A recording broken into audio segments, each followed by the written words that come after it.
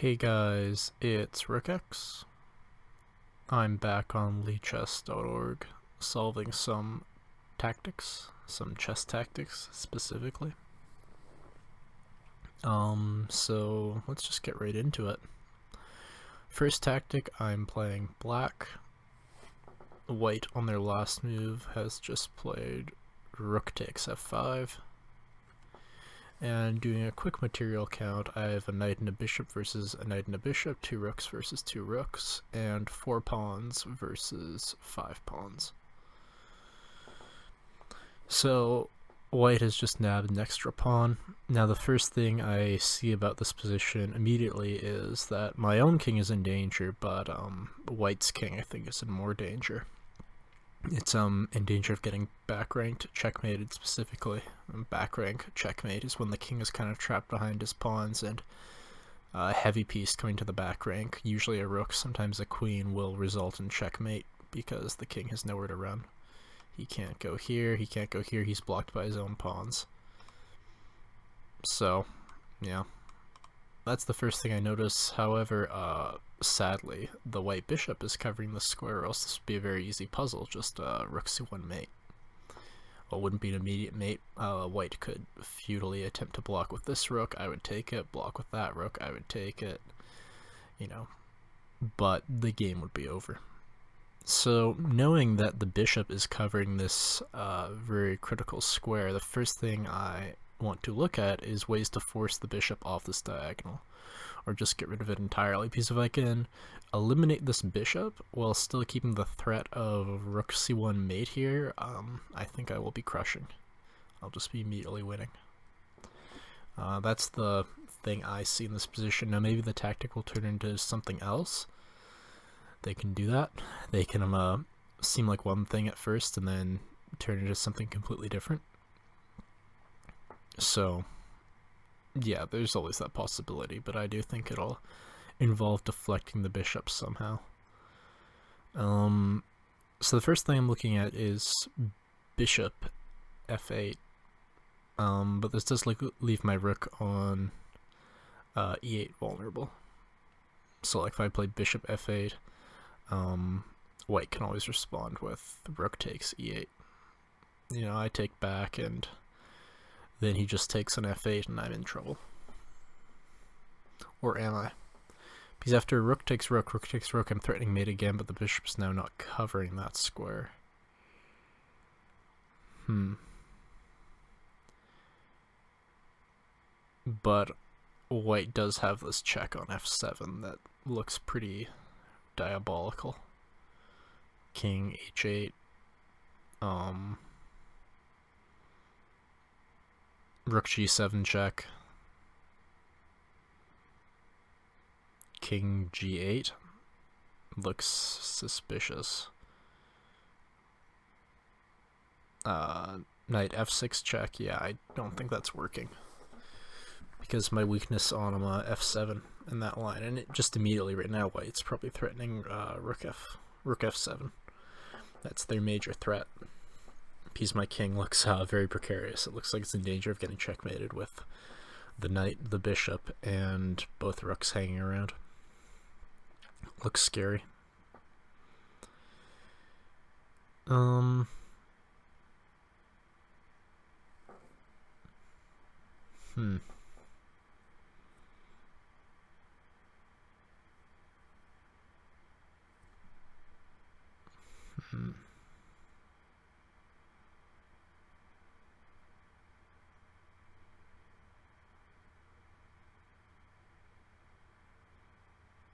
Is knight f6 a move? Trying to mess up the coordination of all of white's pieces. I don't really see how that would help me. Knight f6, knight takes knight, bishop takes knight, rook takes knight, rook takes rook, rook takes rook. You know,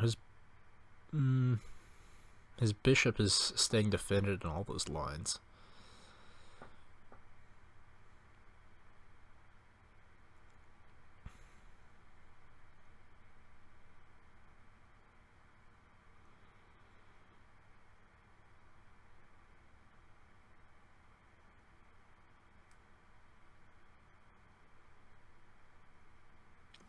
Does rook c1 immediately accomplish anything? I don't think it does. It forces the bishop away, but that's not really going to help my position at all.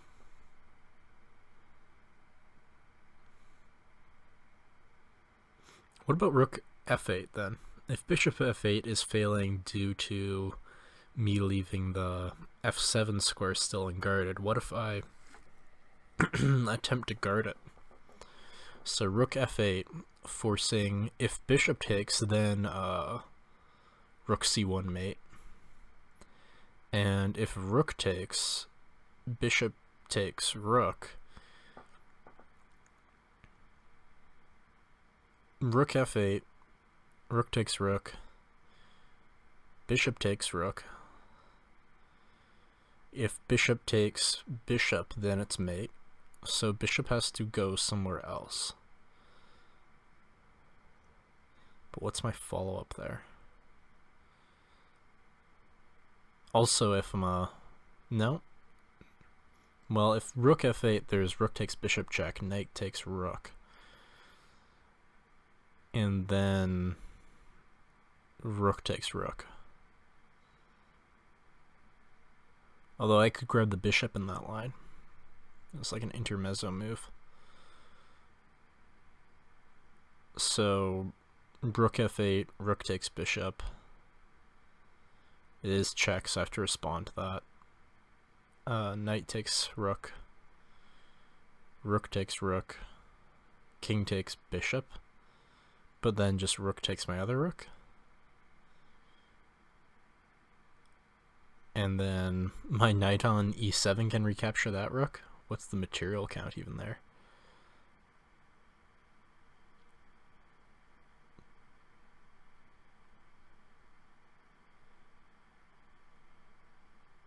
I don't think I'm up material on that line. So bishop f8. Rook takes bishop, knight takes bishop, rook takes rook.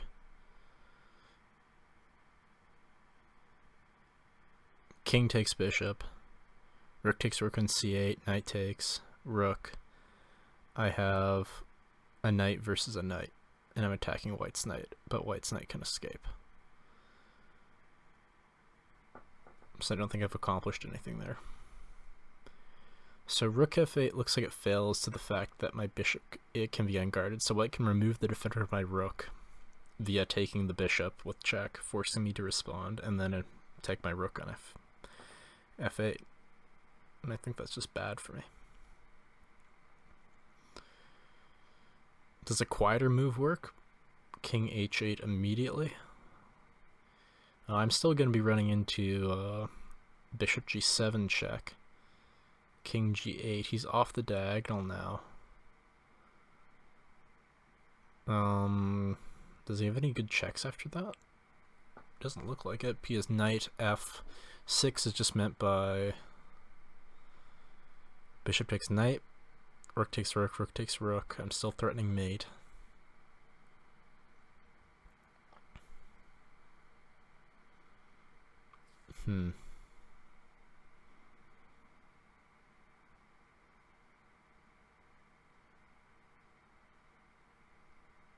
It just seems too slow.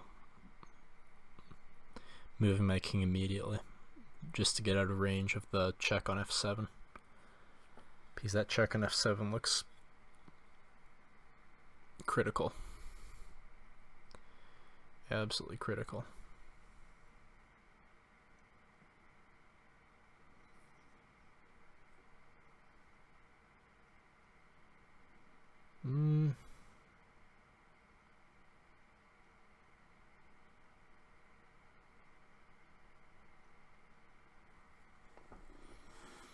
I don't know though. I'm thinking of ways to try and deflect the rook on e6 from defense of the bishop so I can just nab the bishop with my king. And then I'm hoping in some lines I'll be attacking the knight and threatening mate, and I can win a piece that way. But I don't quite see the combination to do that at the moment.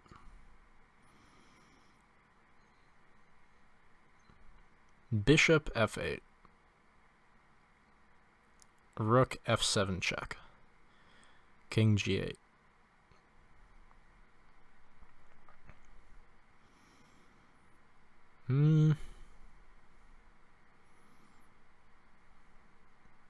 I should also know my knight's hanging in all these lines as well. That could be important. The position just looks too sharp for white to take a timeout and take the knight, but in some lines that could be a way for him to just be winning. So I should keep that in mind. Bishop f7, or sorry, bishop f8.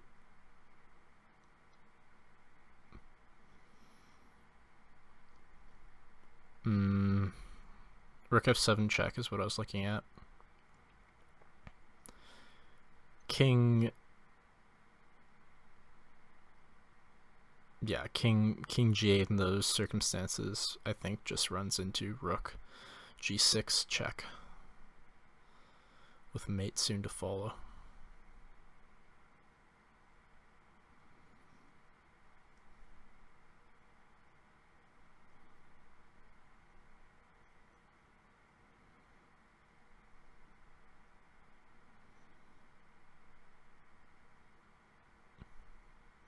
Rook f8. I'm going to look at rook f8 again. Rook f8. Rook takes bishop, knight takes bishop. Rook takes rook, and I don't really see a good defense to that. Although then I nab the bishop, but yeah, then I lose my rook. Rook f8. Rook takes bishop, knight takes bishop. Or sorry, rook takes bishop, knight takes rook. Rook takes f8.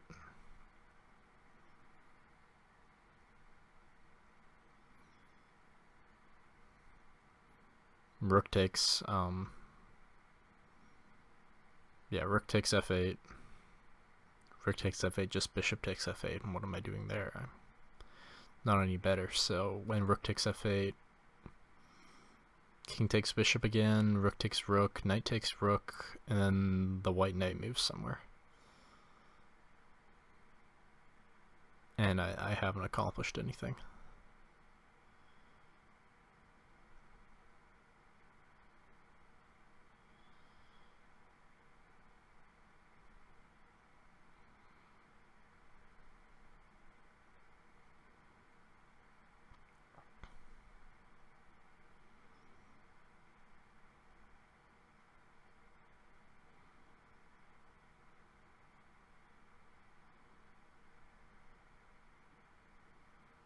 What about bishop f6?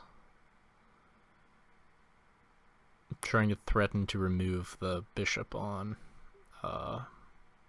h6. Rook takes rook, rook takes rook. Rook takes, knight takes, knight takes. I just take the bishop. Then I'll be threatening mate.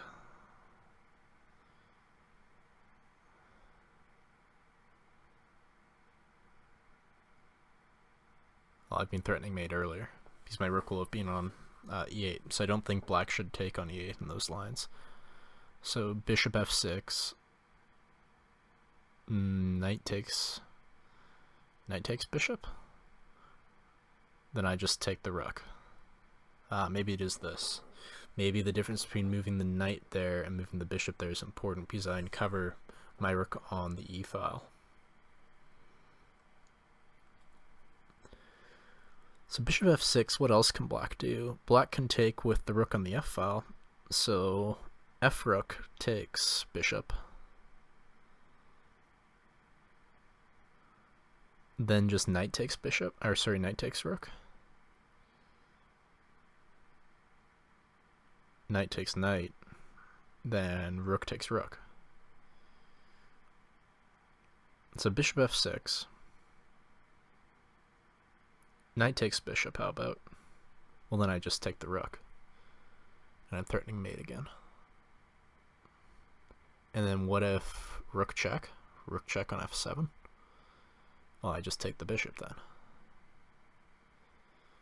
Yeah, I think the difference between moving the knight there, moving the bishop there, is uncovering the e-file and uncovering my rook attacking his, my rook on e8 attacking his rook on e6. I think that might be the crucial difference. But this is a very sharp position, so I just want to make sure I've calculated this reasonably well. Now I haven't missed anything stupidly obvious, because in these very complex positions you can sometimes just miss simple refutations to your ideas. Bishop f6. I'll draw some arrows on the screen because Lichess lets you do that. Bishop f6. I looked at knight takes f6, but I think it failed to rook takes this. So I've eliminated that possibility. Bishop f6. If the other rook takes, then knight takes. And I think I can just take here in those lines. Like he has discovered knight takes. Yeah. I missed a white move. I thought of a white move, but I don't think I illustrated it. So bishop here, take with his knight. That's what I forgot to include the first time around. And if I take here, he has a discovered check attacking my rook. That's no good. So after knight recapture, I think I have to take here. But then I have 2 rooks versus 2 minor pieces. And I should be winning. And I have a skewer here. I've skewered the knight to the bishop in a lot of lines. And threatening mate as well. That just looks very strong. So what else can white do? Or sorry, after bloody arrows. Arrows, stop. After bishop here, what else can white do? Like he can recapture this way, but then it's mate. So how else does he take this? Can white just ignore my threat? Am I even threatening anything? That's the thing I haven't really paid attention to. If I move the bishop here, I guess I'm threatening rook takes here, and then king takes here, so that's why white can't just waste a tempo making a luft for his king, making an escape square for his king, because I am threatening stuff when I uncover here. And as I've gone over, after bishop here, rook takes here, rook takes here, rook takes here, I'm always threatening mate. So that's why I think this line, I mentioned it before, these arrows are giving me trouble. That's why I think this line with the bishop is more important than the knight, because it just threatens more. So I'm going to go with this move, because I spent a while on it, and as I talked about in the earlier video, my philosophy for solving these problems is I want to think about them as if I was playing, if I faced this problem in a real life game over the board, probably longer time controls, but you know, even like, so, let's say you're playing pretty standard classical time controls, you are on the clock. You've just got more time, and eventually you do have to make a decision. So I want to solve for accuracy, but I also want to be practical. So I'm going to play bishop here. Okay, failed. Oh, it's bishop there. Okay. Yeah, it was a bishop move, but I should have just attacked this bishop, I suppose. I think a lot of the ideas are the same. If rook takes, well, it's just mate, because he's blocked his own bishop. So that's an important point already. Yeah, I guess these lines are more forcing, but the reason I liked bishop here was it was always blocking this rook check. Sorry, this rook check. Yeah, knight takes immediately. I don't know why I am... Did I go over that? I might have just missed thinking about that. Yeah, because this position is not so good. Because I'm never threatening the bishop in these lines. Yeah. I can see why this is stronger, because a lot of the ideas I was talking about are the same. If he inserts this... Yeah, a lot of the ideas I was talking about are just stronger, because I've immediately blocked this bishop covering this square. I should have seen that a lot quicker. I should have not overthought this problem. I should have really just looked at moves that were accomplishing directly what I was eventually in a more roundabout way trying to do, which is distract the bishop from this square. But I was scared about this check, but I guess I didn't have anything to fear. Like this. Yeah, I guess his rook is just hanging. That's the point I missed here. His rook is always hanging. That's a little deflating, but oh well. G6. It looks like white has a very strong attack. Man, it looks like black is not doing a whole heck of a lot. My bishop is pinned, true. Yeah, but that's just my initial impression of this position. Material count, I have 2 rooks for 2 rooks, 2 bishops against 2 bishops, a queen for a queen. Black has 3 pawns on this side of the board, I have 2, and then I have 3 pawns on the queen side, black has 2. So very typical scenario where there's a minor pawn imbalance. One side has more pawns on one side of the board, the other side has more pawns on the other side of the board, etc. So he's attacking my queen, so my first instinct is to move the queen, and I want to move the queen to a square that is threatening. So I'm thinking queen h6, threatening mate, but black can always capture on this square with check and eliminate my mate threat, which is annoying. Very annoying. In fact, in all these lines, black can seemingly insert this check at will, since I cannot move the bishop, and if my moves aren't coming with check, then black can always be a little disruptive. That's more than a little frustrating for these calculations. You know, I'm looking at lines where I'm sacking the bishop, but white can always have this capture here and eliminate my very strong dark squared bishop, which looks like it's giving me all these mating ideas. I would also have this skewer on the queen and the rook in a lot of positions if I just wanted to win the exchange, but again, my bishop's pinned. So that's just a bit of a fantasy at the moment.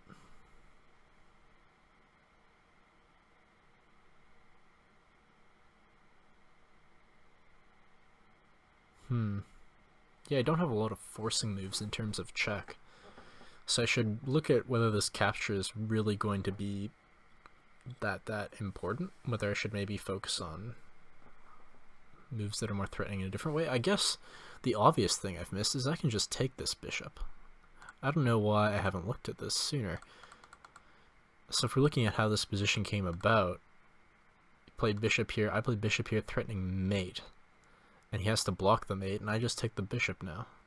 That was White's idea. It was a fork threatening the pawn on h7 and the bishop here. So why not just take the bishop? What am I missing? I don't think I'm missing anything. Just queen takes bishop. That was White's idea leading up to this. I have this bishop's undefended, but how does black take advantage of that? Just queen takes c5. I'm a little nervous after getting the last one wrong to just whip this one off quickly, but you know, it looks just so simple. So I will. And then take, yeah. Duck soup, nothing to that. Relatively low rated problem. Okay. Well, I'm glad I didn't overthink that for too long. It took me a little bit to notice that the bishop was just hanging. I was looking for other trickier moves, but they weren't apparent, so it honestly didn't surprise me that it was a pretty easy solution if I didn't really see any other ideas. Okay. So black has just grabbed a pawn. You see, in a lot of these tactics, you notice they come from real games, which is the thing I like about Lichess' tactics trainer, and they often come from opponents being greedy and grabbing pawns when they shouldn't. Just something you notice in these tactics and in real life as well. The first thing that jumps to my mind, well, I guess I should count material. Let's do that. 3 minor pieces, 2 bishops and a knight, 2 bishops and a knight, we're all good there. 2 rooks versus 2 rooks, a queen and a queen. We have 2, 4, 6, 7 pawns, and I have 2, 4, 5, 6 pawns. Yeah, so black has just grabbed an extra pawn. Makes sense. So the first thing I notice is that this bishop is having a little bit of trouble. This entire diagonal is covered by me. So if I play pawn f6, for example, because my rook's covering f6 as well after pawn takes and pawn takes. I guess he has, after pawn takes, he has this square. Maybe it's not as strong as I thought, but then his king is opened up. But this pawn on g4 is blocking my queen from participating in any attack. So unfortunately.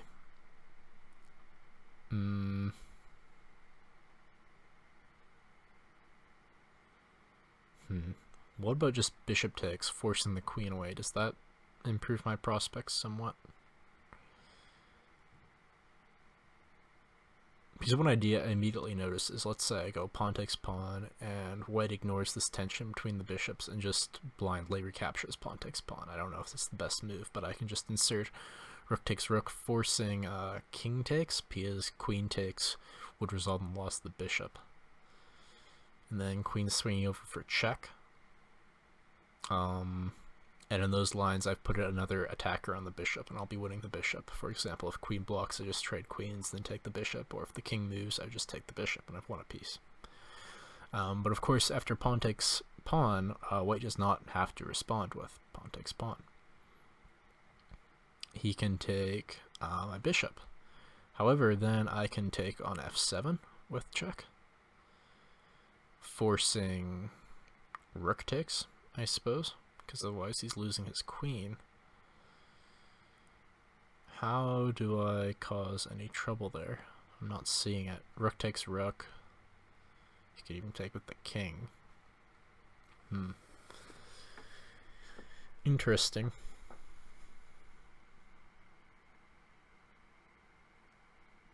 Pawn takes pawn, bishop takes bishop. Pawn takes with check. Rook takes is forced. What am I doing there?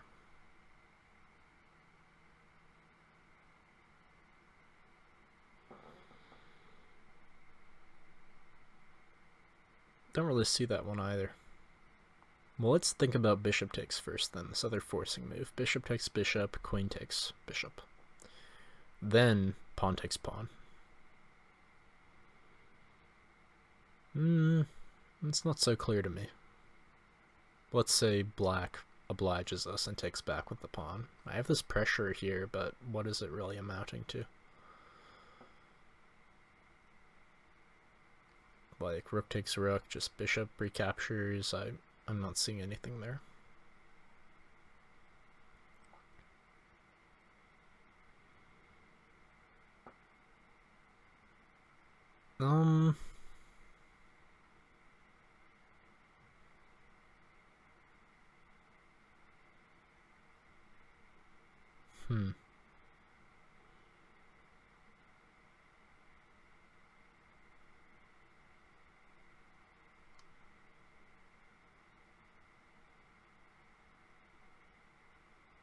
Bishop takes bishop, queen takes bishop, pawn advances.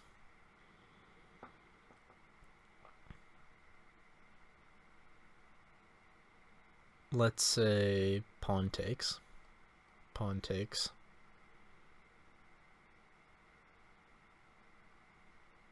Yeah, I'm not really seeing anything in these lines where I'm advancing the pawn. The fact my queen is blocked from joining the attack is just, I don't know, kind of kills me trying to open up the king. Just from what I see, I don't really see how anything's ever going to come of that.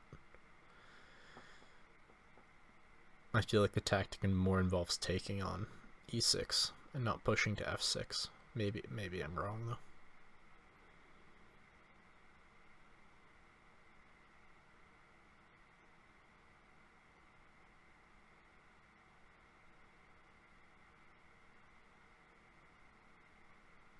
Pawn takes pawn. Bishop takes bishop, maybe queen takes bishop. Maybe that's better in some way. And then pawn takes pawn. Now my queen's on this square. Does that help? Does that help? I don't really see why that helps either, particularly. Yeah, kind of a mystery to me.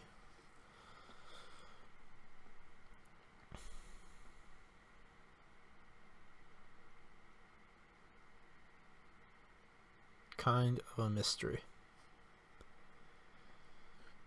Like, I see ideas of pushing the pawn and then moving the queen to c2 in ideal time, trying to make this pawn flinch and then coming into h6, threatening mate with a pawn anchored here. It just seems too slow for a tactic. I'd be surprised if that's the idea behind this one. I just feel like with this pawn tension and the bishop tension, there's got to be something else.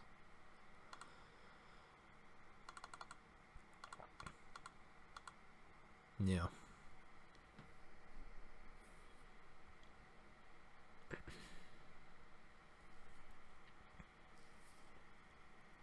Pawn takes pawn. Bishop takes bishop.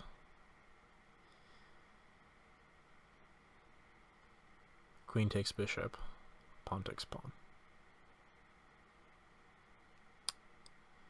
No, not seeing it there. Just not seeing it. Bishop takes bishop, queen takes bishop. See, I don't really like those lines because it restricts my queen as well to defending this rook.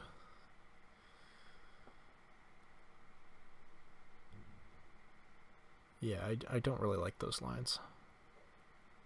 But let's just look at them anyways. Bishop takes bishop, queen takes bishop.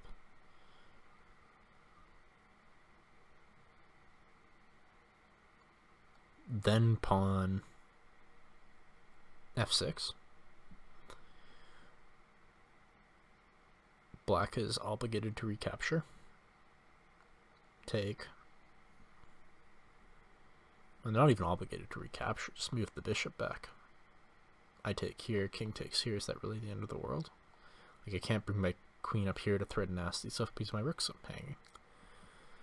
So maybe just pawn advances right away. Maybe that's the better way to treat it. Pawn up. Let's say bishop takes here. Pawn takes here. Queen takes pawn. Queen takes bishop. It's net zero in that position, isn't it? Oh no. No, I've won 2 bishops in that position, so that's not good. That's not good for black. Pawn here, take. He pretty much has to respond or he's losing. Well, he doesn't actually. He can take this rook. Then I take his rook, and no, it's still bad for him. So yeah, he does have to respond to pawn f6. He has to. He can't just take here willy-nilly. So maybe I should go pawn f6. Maybe in hindsight this is a really forcing move. Pawn f6. Pawn takes pawn. Pawn takes pawn. Let's say bishop here. Put it on a more active square. Then I'm a d8. Bishop d6. Queen here, threatening to come into queen here and mating him. He can't really scoot his rook out of the way to save that piece.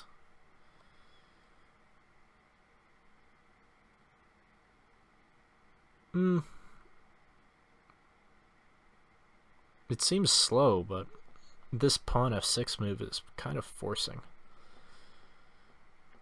I mean, it's forcing and opening up his king. I just think the queen coming to d2 here might come with rather devastating consequences. Because he cannot just push pawn past and lock it up, because I'm going to take here. So he is obligated to recapture. Because if he doesn't, if he just retreats the bishop right away, then I can capture here, force king takes, and then this king looks a little open on that square. Let's say just queen d2 again, threatening to come into this square. King back. Maybe he's okay there.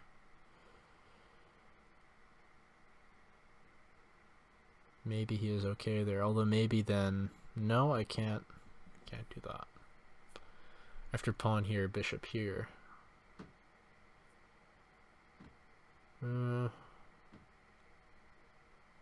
Maybe I have some crazy bishop takes h7.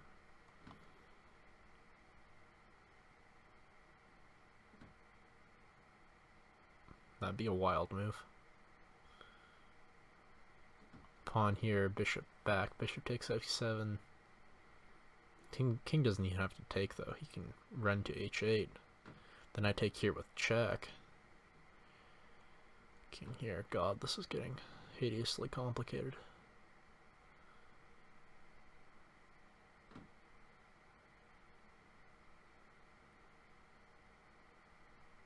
Makes me think I might be missing something easier, because all these lines do not seem so clear to me. They look strong for me, but they don't really seem that concrete. Black seems to have a lot of options.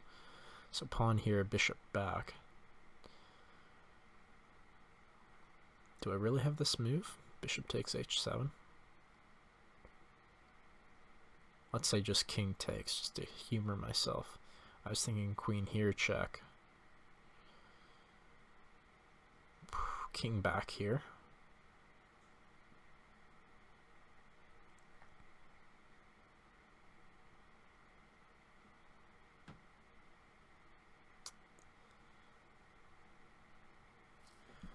Weird stuff. Very weird stuff. Here, bishop back, just queen here.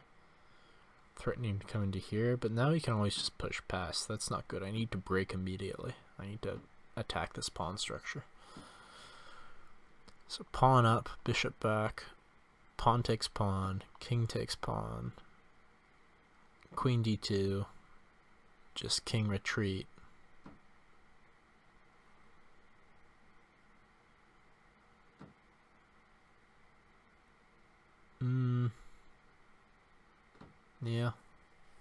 Yeah, I'm not really seeing it.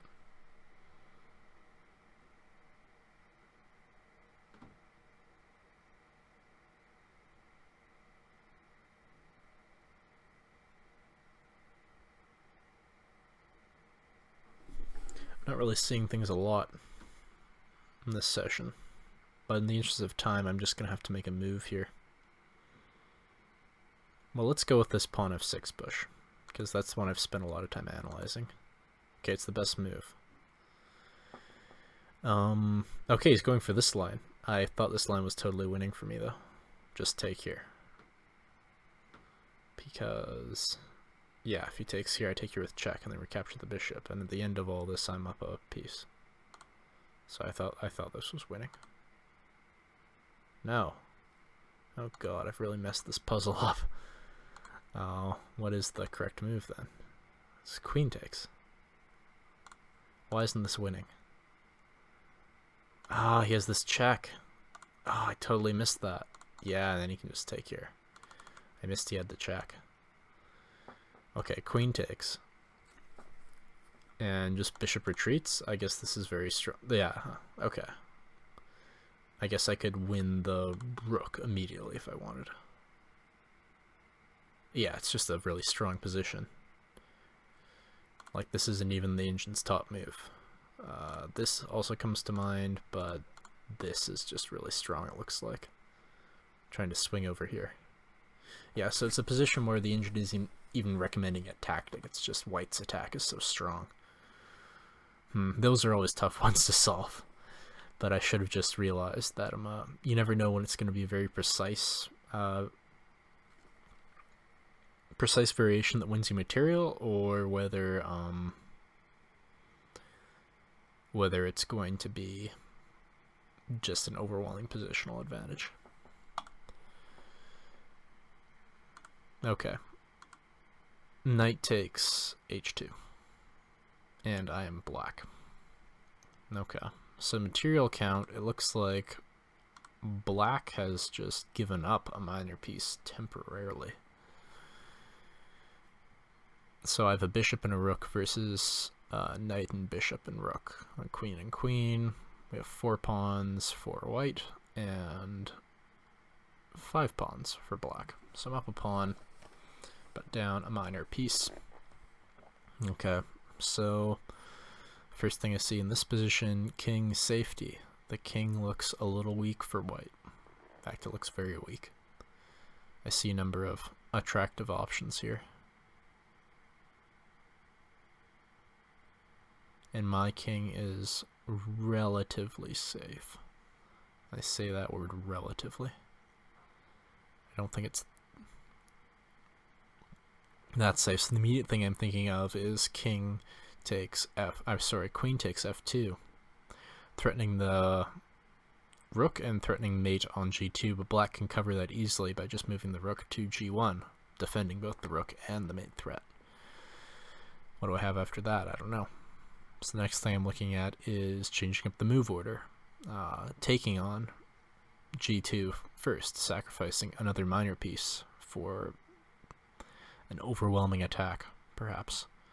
So bishop takes g2, king takes g2. Am I going anywhere with that? Unfortunately, I don't really see anything else, since that diagonal is well covered by the white queen and the rook. I don't think I can exploit that, and the knight. The knight covers crucial squares as well. The knight's an excellent defender of the white king. So these forcing moves aren't really working out. The other thing I looked at is rook d2, but that looks like an inferior version of rook takes f2, because now it's just threatening the rook. It's not even threatening mate, really. And again, he can just move the rook somewhere. Probably just g1 again and defend everything, I think. I have that passed pawn, which is nice. But the next thing that's jumping out at me is rook to c1. Now this looks very strong because the queen has some problems. It cannot stay on the c file, which is important. So if rook c8, not rook c1, sorry, I think I misspoke there, but I'm playing black. Rook c8.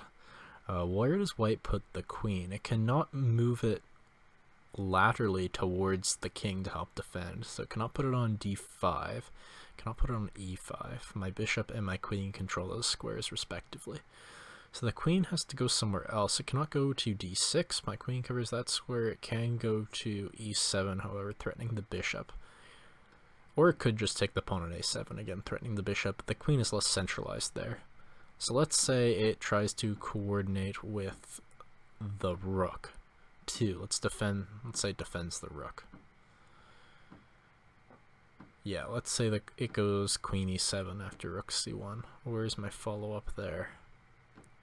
Because I was planning on a lot of these lines of playing rook c8 to rook c1, and my attack again looks very strong, but when the queen comes to e7 it defends the rook, so I'm not threatening much, I don't think. Like rook takes rook, queen takes rook, and I haven't really improved in anything. Though maybe in those lines after rook c1, I'm threatening queen takes f2 in those cases. Because if rook takes rook, then I mate him on g2 actually. Yeah, maybe that's it.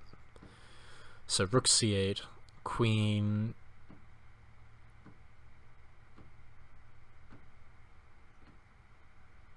e6. I think it's pretty much forced to stay in contact with the rook. Queen takes f2, rook over, and then rook into c1. I'm threatening mate on g2, and if the rook's moved somewhere anywhere else, I'm going to be mating him on... Sorry, I'm threatening mate on g1, and I'm going to be, when the rook moves, mating him on g2. That just looks very strong. So can I tweak the move order anywhere? I don't think so. I think if I go rook takes f2 first, rook g1, rook to c8, attacking the queen. I think the white queen can move somewhere a little better. Yeah, the white queen has better squares available to it, I think. Though maybe not. Maybe. Maybe the white queen can try and cover the c1 square some other way.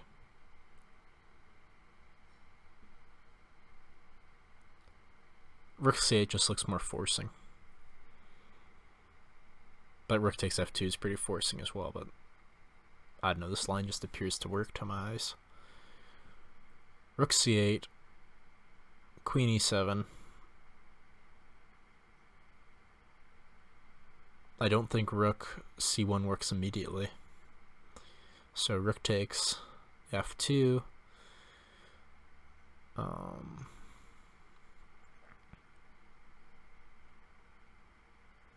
Sorry, queen takes f2, not rook takes f2. Rook g1 forced, and then rook c1. I think that's working. Can the queen go somewhere other than e7 and still be a pain? I don't think so, because if the queen goes anywhere else, it can't guard the rook, and then just rook c1 immediately looks strong.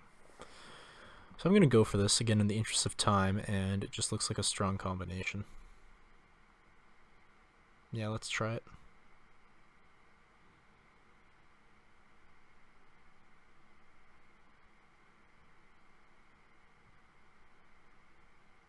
Yeah. Ah, puzzle failed. Oh, it was an easier one. Okay, so rook takes f2 right away was probably stronger. And then rook c1. Okay. So rook c1 right away wasn't as strong. Oh, queen can go here. Yeah, that makes sense. And then queen f2, and he gets this check-in. Yeah. So yeah, he should have done this. It was more forcing. And then here. And then if queen back here, it's a different story. Looks like I can take here. Favorably sack. Okay, and then come in here. Yeah, and this is very bad. It's weird, some of these puzzles on Lichess, I question their rating. Some of the higher rated ones I think are a lot easier, some of the lower rated ones I think are a little harder. And it's not just me who thinks that. I know a lot of players who are much better than me and play these tactics on here have said the same thing. The lower rated tactics can be not as easy as the rating suggests, and some of the higher rated ones are actually not too difficult.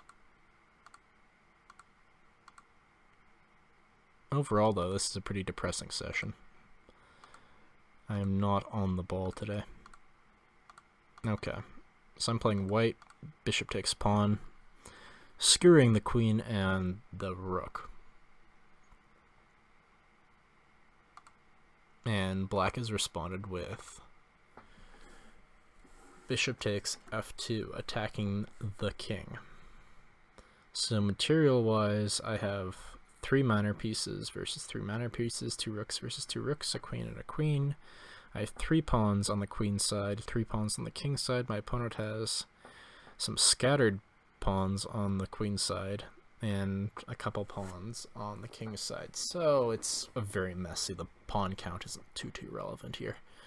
I'm technically a pawn up, but this position is far too messy for that. This position just looks hideously complex. Again, checks I have to respond. Well,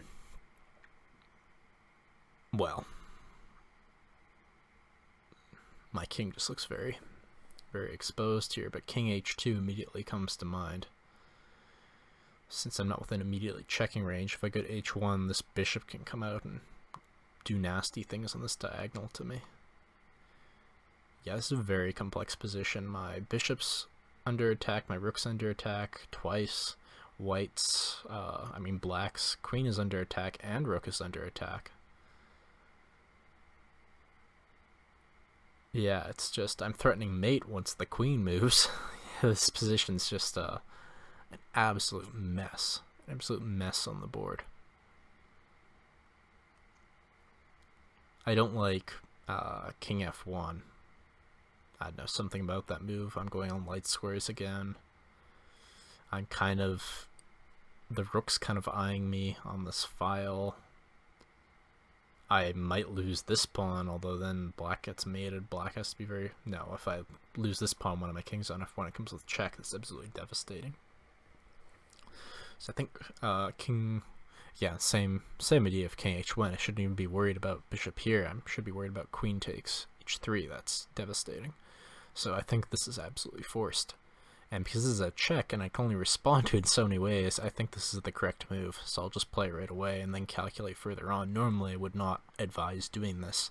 I think you should calculate right to the end, but when it's obvious what a first move is, just make it and calculate from there.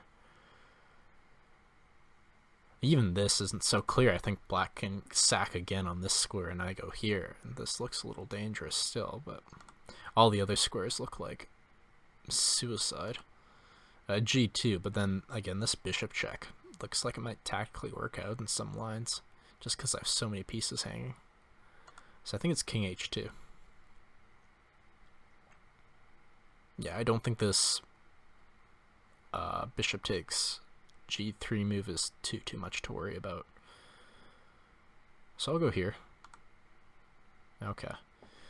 And now black responds with knight takes bishop. Interesting. So leaving his queen hanging. First instinct again is just to take the queen. Why not? Well, there are a number of reasons why that possibly might be bad. As soon as I take the queen, I am threatening mate again. No, I'm not. He's eliminated my bishop. That's important. But I'm threatening the rook there. So let's say bishop takes queen, rook takes rook, rook takes rook, bishop takes rook, queen takes knight.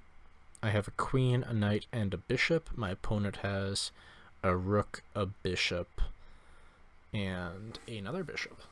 That looks absolutely winning to me. Am I missing anything there? I don't see it. This line looks pretty forced. So here take,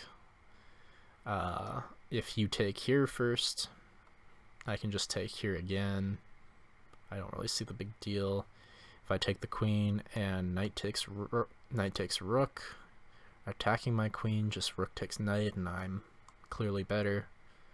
I'm not going to think about this for too long because I thought long on the previous problems, got them wrong, and this just looks rather simple to me. So I will do this. Okay. And Lichess didn't bother going any further with this problem, but I think all these variations worked out in my favor. Like if rook takes rook, then just this, and like I said, this is winning clearly. And if here, if knight takes this, then I just recapture here, and I think this is again clearly winning. Black has some counterplay, but I looked at this and I didn't see anything too scary. He's threatening here, but he's not going to have a mating attack. I don't think the other rook isn't going to join in anytime soon, and I have my own pressure.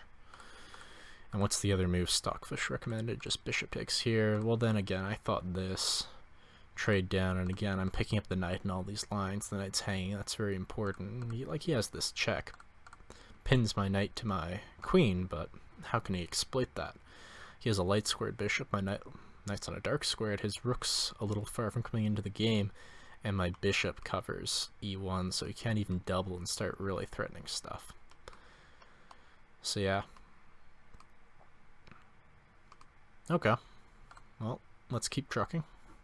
My rating took a bit of a nosedive there. I think I'd like to get it above 2050 again before I end this session. Knight c6. Okay. Looks like white's trying to plug up this file. And then black opens it up again with pawn takes d4.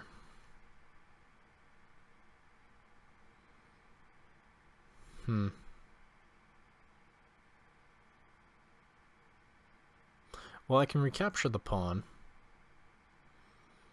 I'm not a pawn up, but my pawn structure is a little better. We can trade all in these squares, and I'm left with a knight on this square and a bishop on this square. I feel like black's bishop might be better in those endgames, so I'm not even going to look at that. I think there's probably a more concrete tactical solution to this puzzle.